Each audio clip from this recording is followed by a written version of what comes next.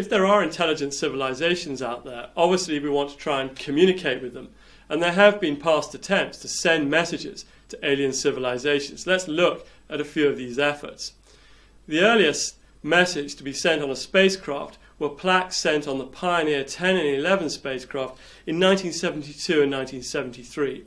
They had a very simple plaque on them that showed an image of a man and a woman, and also the location of our star system, so that if these spacecraft were ever found by alien intelligences, they would have some idea of what we look like and where we had originated the spacecraft. In 1977, the two Voyager spacecraft, Voyager 1 and 2, that are now leaving the solar system, also had records placed on them. These records contained images and music of planet Earth, pictures of different locations in different countries on the Earth, and music from different cultures from around the world to give aliens some idea of culture, civilization on our home planet.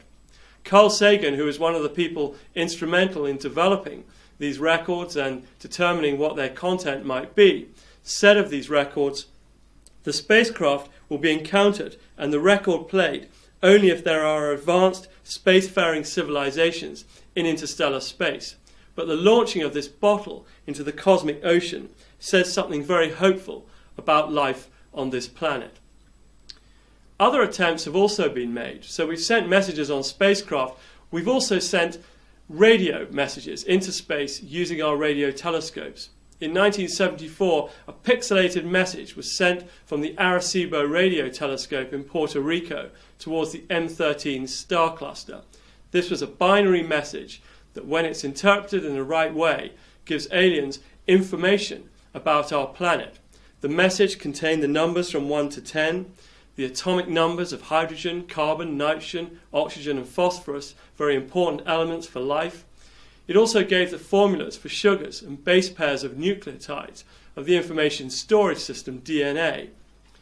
It gave the number of nucleotides in DNA and showed a picture of the double helix of DNA as well.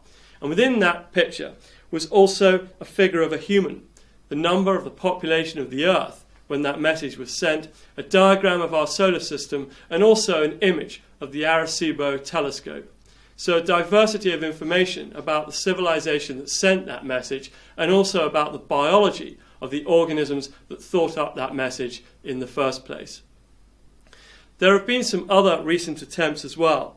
In 2001, a Russian group put together a message called the Teenage Message, which was a message sent by school children, constructed of ideas that they had put together. There were greetings in Russian and English, and also musical compositions for the aliens if they ever find them.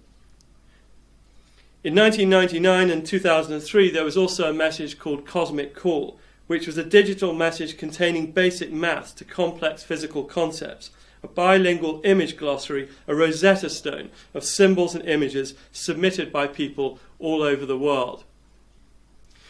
Well, there are problems with these messages and these plaques sent on spacecraft.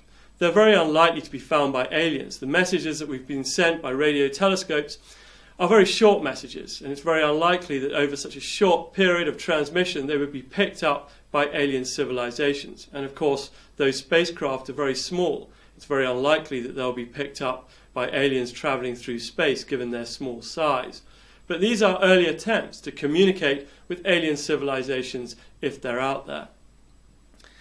A somewhat more problematic question that was first raised by physicist Enrico Fermi is called the Fermi paradox.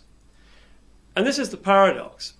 If there are intelligent civilizations out there, if there are billions of stars with planets around them that might have developed intelligent civilizations, then we would expect that perhaps by now we would have been visited by alien intelligences. If the universe is 13 billion years old, then the question is, why have we not found any extraterrestrial intelligences? Why have they not visited our planet?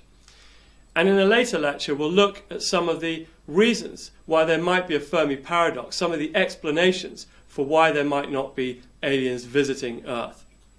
So what have we learned? Well, we've learned that we live in the hope that other civilizations are looking for us, like we are looking for them. We've sent out numerous messages into space, like bottles in the ocean. We've sent plaques on spacecraft, and we've transmitted messages by radio telescopes. We still have no real evidence for extraterrestrial civilizations, but the hunt for them and the attempt to communicate with them continues.